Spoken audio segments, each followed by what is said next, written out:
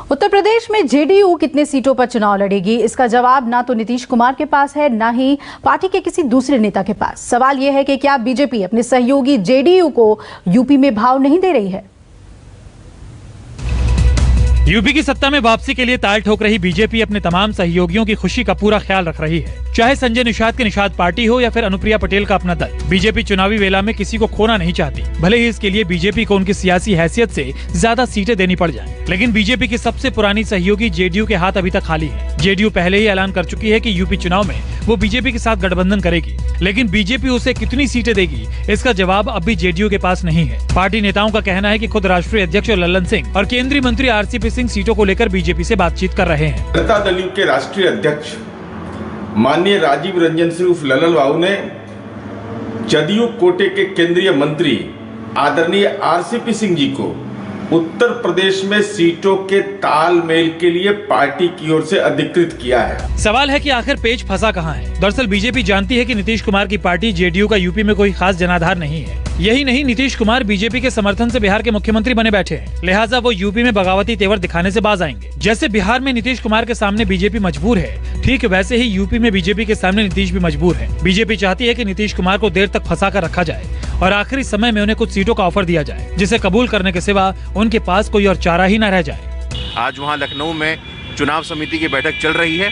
जल्द से जल्द दूध का दूध पानी का पानी हो जाएगा। जो बंटवारा होना होगा ये शीर्ष नेतृत्व इस पर निर्णय लेगा। आरसीपी सिंह को पहले भी जेडीयू ने केंद्रीय मंत्रिमंडल में पार्टी का कोटा तय करने की जिम्मेदारी दी थी, लेकिन बीजेपी ने बातचीत को देर तक लटकाए रखा। आखिरकार आरसीपी सिंह खुद तो केंद्रीय मंत्री बन गए, लेकिन जेडीयू कोटे से और किसी को केंद्रीय मंत्रिमंडल में जगह नहीं दिला सके। अब यूपी में अपर हैंड बीजेपी का है और बीजेपी खामोशी वाली रणनीति पर बढ़ती नजर आ रही है। राजनीति में जब मजबूत स्थिति में जब कोई गठबंधन की पार्टियां होती हैं तो छोटी पार्टियों को कॉम्प्रोमाइज करना होता है, और नीतीश कुमार के पास भी कोई चारा नहीं है कि जब ये गठबंधन में वहां गए हैं तो जो भी सीटें भाजपा इनके हिस्से में छोड़ेगी, इन पर चुनाव लड़ने के अलावा इनके पास कोई विकल्प नहीं है। चूंकि ये मजबूत स्थिति में है भी नहीं, ये विद्रोह की स्थिति में वहां नहीं जा सकते। आरजेडी पहले ही साफ कर चुकी है कि यूपी के चुनावी सफर में वो समाजवादी पार्टी और उसके मुखिया अखिलेश यादव का समर्थन करेगी। हालांकि तेजस्वी या लालू यादव ने अभी तक यूपी में अखिलेश के साथ मंच साझा नहीं किया है, लेकिन वो जेडीयू को आईना दिखाना नहीं भूली है। छोटे राज्यों में इन्होंने कह दिया जेडीयू लड़ेगी,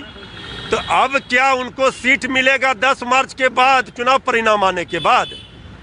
तो ये खटपट है। वहां पर कटोरा लेकर के जेडीयू खड़ी है बीजेपी के सामने। बीजेपी नोटिस नहीं ले रही है जेडीयू का। मुमकिन है कि आने वाले कुछ दिनों में बीजेपी जेडीयू को कुछ सीटों का प्रस्ताव दे और थोड़ी नानुकुर के साथ नीतीश कुमार भी इसे कबूल कर ले, क्योंकि नीतीश कुमार के लिए पहली प्राथमिकता बिहार का मुख्यमंत्री बने रहना है। लिहाजा वो बीजेपी के खिलाफ एक हद से ज्यादा नहीं जा सकते। एक तरफ बीजेपी जदयू को अंतिम समय तक फंसा कर रखना चाहती है, वहीं दूसरी तरफ जदयू के पास गठबंधन में जाने के अलावा कोई दूसरा विकल्प नहीं है, क्योंकि नीतीश कुमार जानते हैं कि अगर वो अकेले चुनाव मैदान में गए तो जीरो पर आउट होना तय है। कैमरामैन ऋषि के साथ सौरभ कुमार, पटना, न्यूज़ 24।